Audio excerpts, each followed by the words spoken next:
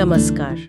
आज हम झारखंड की जो वन रिपोर्ट है 2023 की, उसके ज़रूरी निष्कर्षों पर एक नज़र डालते हैं। जी बिल्कुल। हमारे पास ये फॉरेस्ट रिपोर्ट JHPDF के कुछ हिस्से हैं और कोशिश रहेगी कि झारखंड के जंगलों की जो असल तस्वीर है उसे समझें। कितना जंगल है, क्या बदला है, कौन से पेड़ अहम हैं और मुश्किलें क्या हैं। हाँ, और देखिए, एक जो बड़ा आंकड़ा सामने आता है वो ये कि झारखंड का करीब करीब 30% हिस्सा जंगलों से ढका हुआ है। 30%? ये तो काफ़ी है। हाँ, काफी महत्वपूर्ण है ये। और 2021 की तुलना में थोड़ी सी बढ़ोतरी भी है, लगभग 58.81 वर्ग किलोमीटर की। 58 वर्ग किलोमीटर, अच्छा।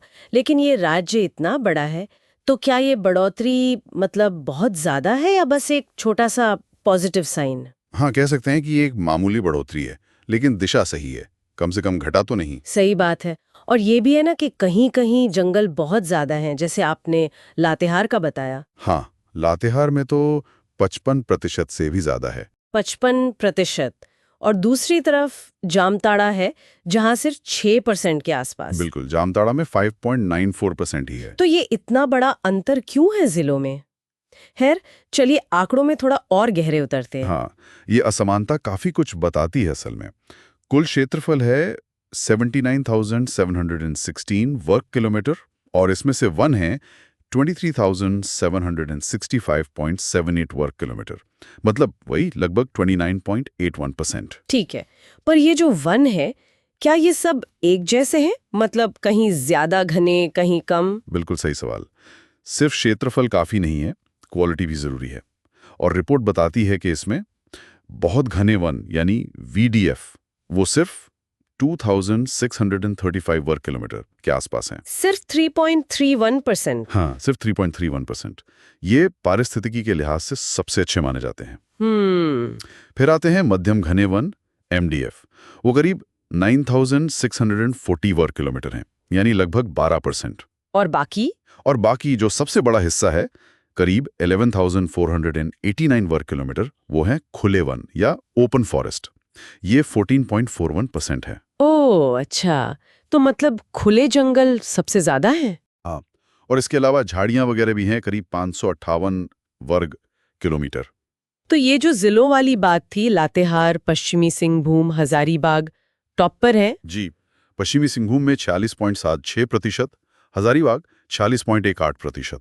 और सबसे नीचे जामताड़ा, देवघर, धनबाद। हाँ, देवघर 8.30%, धनबाद 10.84%। क्या रिपोर्ट में कुछ अंदाजा है कि ऐसा क्यों है?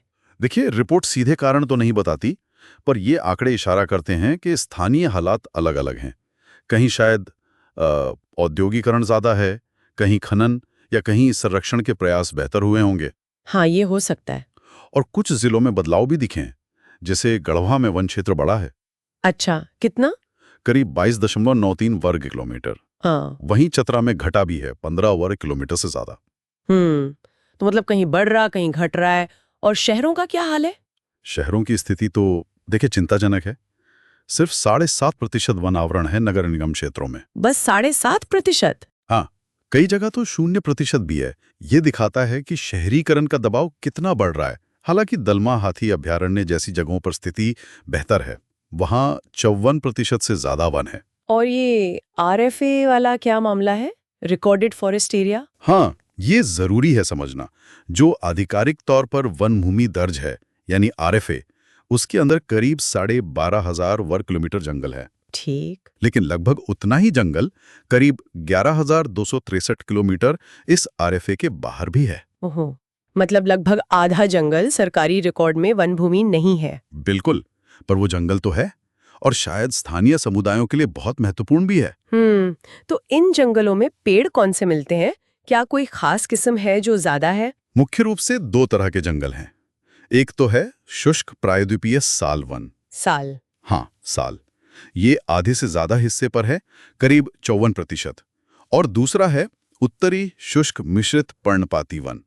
वो करीब 34% है। और पेड़ों में साल सबसे ज्यादा है? हाँ, RFA के अंदर तो शोरिया रोबस्टा यानी साल सबसे प्रमुख है। रिपोर्ट के मुताबिक करोड़ों पेड़ हैं इसके।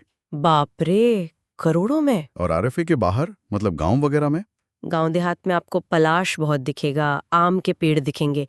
शहरों में आम और नीम ज्यादा आम है। अच्छा, और ये NTFP क्या है? Non timber forest products. हाँ, गैर इमारती वन उत्पाद। जैसे साल के पत्ते, केंदू पत्ता जिससे बीड़ी बनती है, कालमेघ जैसी जड़ी बूटियां। ये सब स्थानीय लोगों की आमदनी के लिए बहुत जरूरी हैं। समझ गई। तो मतलब जंगल हैं, उनमें विविधता भी है, लेकिन चुनौतियां भी होंगी, जैसे जंगल की आग। बिल्कुल, आग एक बहुत बड़ी चुनौती है। हालांकि अच्छी बात यह है कि 2023-24 में पिछले साल से घटनाएं कम हुई हैं। कितनी कम? पिछले साल 11,923 थीं, इस बार 7,525।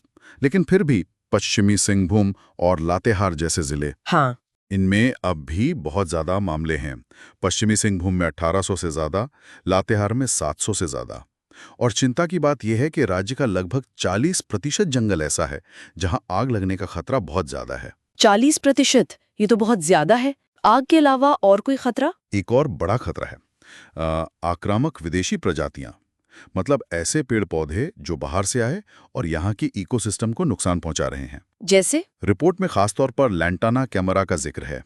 ये करीब 1900 वर्ग किलोमीटर में फैली हुई है RFA के अंदर। और एक और है क्रोमोलेना ओडोराटा, वो भी करीब 887 वर्ग किलोमीटर में। तो ये क्या करती हैं? ये स्थानीय पेड़ पौधों को बढ़ने नहीं देती, उनकी जगह ले लेती हैं। इससे जंगल की पूरी सेहत बिगड़ सकती है। ये तो वाकई गंभीर चुनौतियां हैं। तो कुल मिलाकर देखें तो झारखंड की वन संपदा काफी महत्वपूर्ण है, थोड़ी बढ़ी भी है, लेकिन तस्वीर एक जैसी नहीं है पूरे राज्य में। सही। जिलों में बहुत फर्क है, कहीं बहुत अच्छा, कहीं बहुत कम। और आग और ये आक्रामक प्रजातियों जैसे खतरे भी हैं जिनसे निपटना होगा। लातेहार और पश्चिमी सिंहभूम जैसे जिलों का प्रदर्शन और साल जैसे पेड़ों का होना, ये सब राज्य के लिए बहुत मायने रखता है। बिल्कुल।